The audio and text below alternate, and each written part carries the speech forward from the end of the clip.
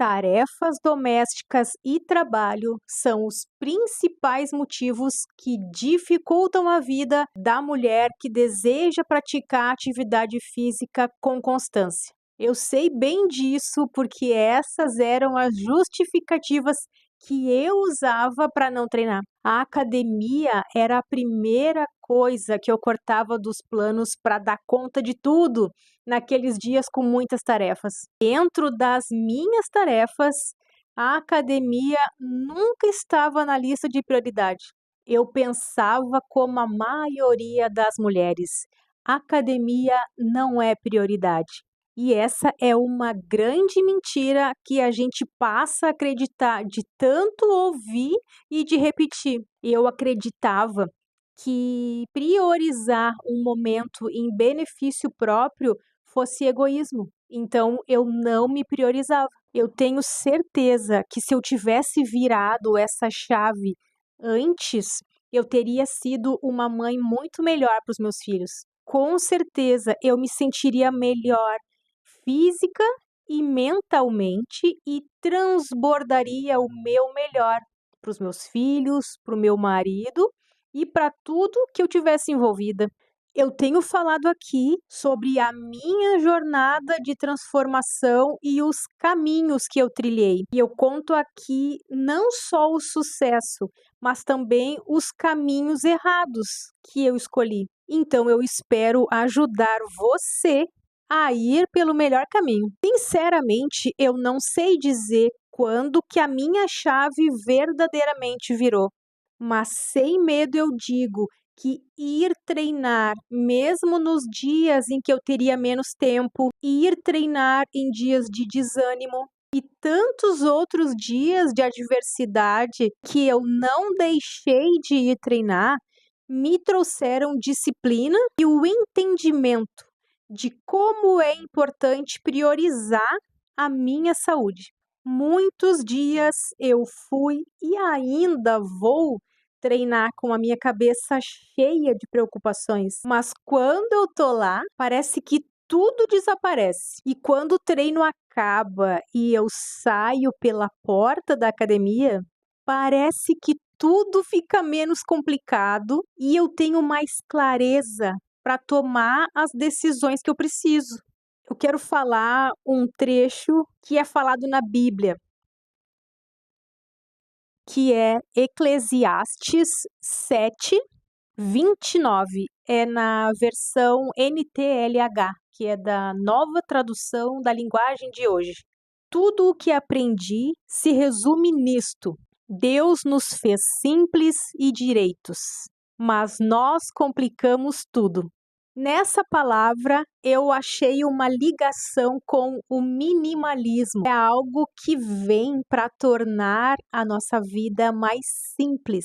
E pensando com calma, eu identifiquei, eu percebi que desde a minha infância eu já era um pouco ligada no minimalismo, mas eu não fazia ideia disso. Quando nós íamos para a praia no verão, nós ficávamos em uma colônia de férias do sindicato dos metalúrgicos que o meu pai era vinculado. E lá eram casas básicas, só com itens de primeira necessidade: cama, geladeira, fogão, só o simples. Nessa colônia de férias eram casas em formato padrão, que comportava de 4 a 6 pessoas. E era tudo muito básico, muito essencial. E eu adorava ficar lá naqueles dias, porque era tudo muito simples, era tudo muito fácil de organizar, de arrumar, e rapidamente a casa estava pronta para a gente aproveitar o dia. E quando nós voltávamos para nossa casa, em Porto Alegre, no caso, tinham muitas coisas, era uma casa grande e aquilo me incomodava e eu não sabia o que era. Agora, recentemente, descobrindo o minimalismo, que eu identifiquei que já desde a infância eu gostava e era atraída pelo minimalismo. Minimalismo, de forma muito resumida, é um estilo de vida que prioriza o que é essencial. O minimalismo deixa a vida mais leve, mais funcional, mais intencional, gerando mais qualidade de vida e saúde. Como eu disse, foi recente que nós começamos a aplicar o minimalismo na nossa vida, então nós estamos dando os primeiros passos, mas nós já temos sentido os efeitos positivos na prática. Aqui na nossa realidade, nós aplicamos o minimalismo com a intenção de facilitar a nossa rotina da casa, para gastar menos tempo nos cuidados com ela. Para nós, a casa não é só um lugar para morar. Para nós, a casa é um lugar de abrigo, de acolhimento, de renovo. É inegável que o ambiente da casa influencia no nosso bem-estar. A casa em ordem nos traz paz, nos traz leveza, até porque em um apartamento tão pequeno como é o nosso, alguns objetos fora do lugar, eles já passam a sensação de desordem. Então eu vou te contar algumas das aplicações de minimalismo que nós fizemos aqui em casa. Roupas. Eu nunca me considerei uma pessoa maximalista, com excesso de roupas e de acessórios. Frequentemente eu faço desapego de roupas que não me servem ou que eu simplesmente não uso mais. E para isso eu uso o critério da última estação. Se é uma roupa de frio, por exemplo, e no último inverno que passou eu não usei essa roupa, é certo que eu posso desapegar e que eu não vou usar mais ela. Aplicando esse critério, eu até hoje não me arrependi de nenhum desapego. Mas mesmo assim, sempre acabava ficando alguma roupa que eu não usava quase, mas que também não desapegava e ficava ali só ocupando espaço. Quando eu decidi aplicar o minimalismo nas roupas, eu desapeguei mesmo. Eu fiquei só com as roupas que eu uso de verdade. E eu fiz a mesma coisa nos calçados, nas bolsas, roupa de cama, roupa de mesa, roupas de banho, minhas, do marido, do filho. E o que isso nos trouxe? Mais espaço nos roupeiros, praticidade para guardar as roupas que ficaram, facilidade na decisão do que vestir. Mesmo sendo roupeiros tradicionais, com portas fechadas, o fato de saber que eles estão organizados de forma prática nos dão a sensação de leveza no ambiente. É muito diferente. Um dado muito interessante. Segundo a neurociência, lugares com acúmulo de coisas ocupam espaço na nossa mente e geram efeitos negativos no cérebro. Dentro do nosso quarto ficava também as caixas de lembranças, de memórias, e nelas eu também apliquei o minimalismo.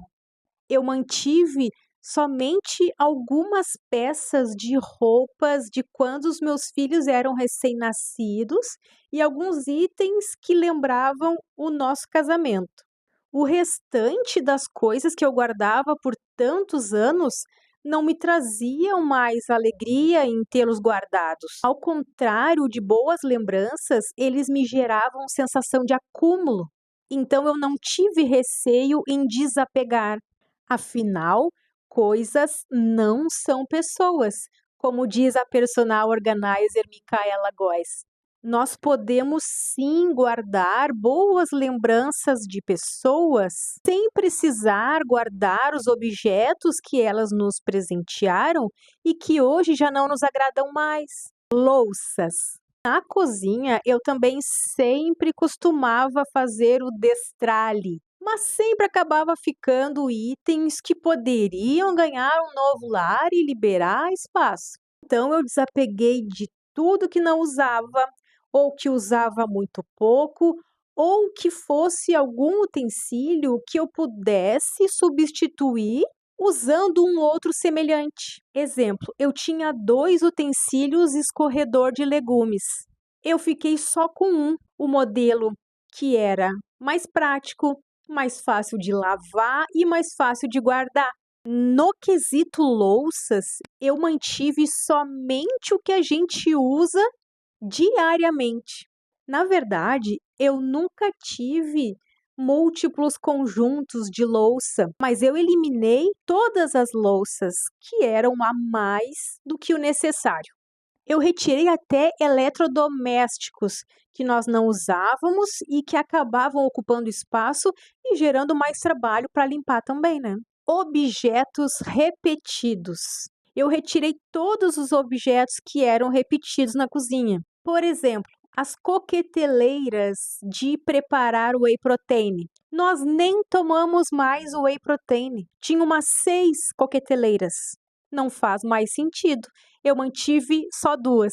Com essa redução de itens na cozinha, se tornou muito mais fácil criar um sistema que facilite a rotina de preparo das refeições, que todas são feitas em casa. Por esse motivo, a cozinha precisa ser funcional, ainda mais que a nossa cozinha é muito pequena e ainda é dividido o espaço com a área de serviço. Se você quiser que eu faça um vídeo mostrando como eu organizo a cozinha para facilitar a nossa rotina diária, escreve aqui nos comentários.